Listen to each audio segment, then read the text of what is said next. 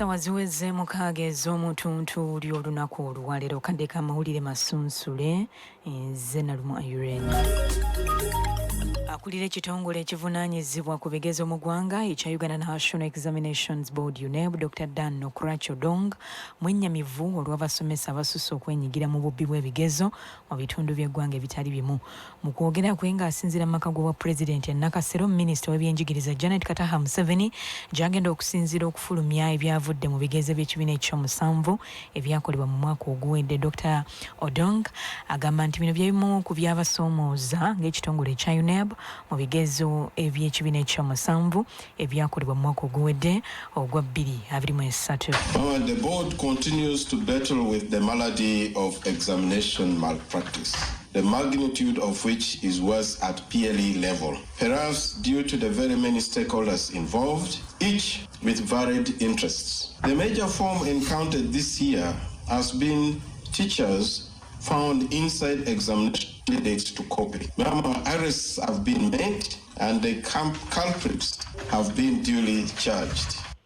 Abayizi abali mu mitwalo 7,947 bebatula ebigezo bino mu Novemba omwaka oguwedde okusinziira ku kitongole kya UNEB, era nga ku baana abawala baali emitwalo 39,558 nga bibitundu 52 ku 100, so nga abalenzi baali emitwalo 35,700 mu 789 nga bibitundu 48 ku 100. Ku baatula ebigezo bino abayizi 2,436 baaliko obulemu, so nga 79 babituulira mu makomera ag'enjawulo wano mu ggwanga. Wetujjidde ku mpewo ng'okufulumya ebigezo bino kukyagendera ddala maaso era ebinaavaayo tugenda kubikutuusaako mu mawulire gaffe agaddako.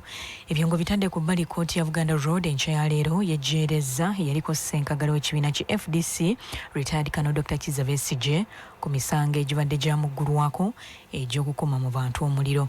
Besigye emisango gino gyamuggulwako mu mwaka oguwedde oluvannyuma lw'okukwatibwa mu kibuga wakati ne munne Samuel Lubega Mukaaku bwe baali nga bakuma mu bannayuganda omuliro beekalakaase ku bbeeyi y'ebikozesebwa eyali waggulu mu ggwanga. Omulamuzi okugoba omusango guno kiddiridde oludda oluwaabi okulemererwa okuleeta obujulizi obwetaagisa mu musango oguvunaanibwa Dr. Kizza Besigye ne munne Samuel Lubega Mukaaku. Ebyo ngo bitadde ku bbali Parliament ng'erimu nteekateeka ez'okubaga embalirira y'omwaka gw'ebyensimbi ogujja ogwa 2024-2025 abaka beegattira mu kago oguvunaanyizibwa ku mbeera z'abantu ogwa Parliamentary Forum on Social Protection baagala gavumenti eyongere ku nsimbi eziteekebwa mu bitongole ebirwanirira abakadde, abakyala n'abaana kiyambeko mu kulwanisa ebikolwa ebirinnyirira eddembe lyabwe.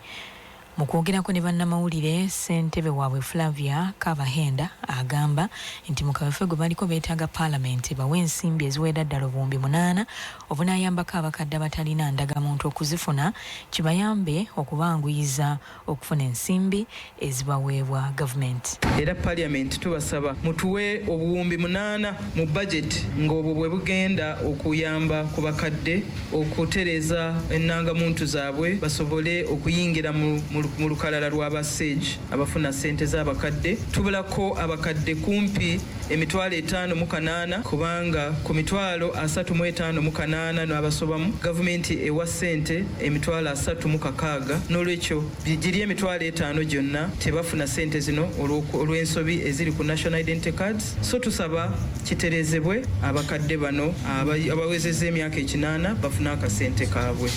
Yo mubaka akiikirira abantu b'Entwetwe mu disitulikiti y'Ekyankwanzi Joel Sebikaali nga mmemba mu mukago guno agamba nti weetaaga wasibwewo enkola eneesobozesa abaana bawezezza emyaka 16 okufuna mu nteekateeka za gavumenti ezitali zimu, so nga n'emyaka gavumenti kwetandikira okuwa abakadde obuyambi ayagala gizzibwe ku myaka 6 okuva ku myaka 8. Tugenza okwetegereza nti etteeka erya Uganda eryayisibwa erigaba emirimu nga likkiriza abaana b'emyaka 16 okufuna emirimu munda ne wabweru nga kitegeeza nti twandibadde nabo tubatunuulira bwe tuba nga tukola emirimu, naye twesanze twagenza okugaba ssente za PDF bano abantu twabatunuddeku, naye ng'ate etteeka erigaba emirimu gye twayisa ligamba bafune emirimu. N'olwekyo tusaba nti nga tukola ate ebintu ebiddako abaana bano emyaka okuva ku myaka 16 tubatunuulire. Ku myaka 8 omuntu aba atandise okukendeera amaanyi ddala n'okuzijjawo nga kimulemerera, era abasinga bafunayo lumu 2 nga bafa. N'olwekyo tulowooza nga gavumenti nti tubakubiriza emyaka gino gyandibadde gikaku wansi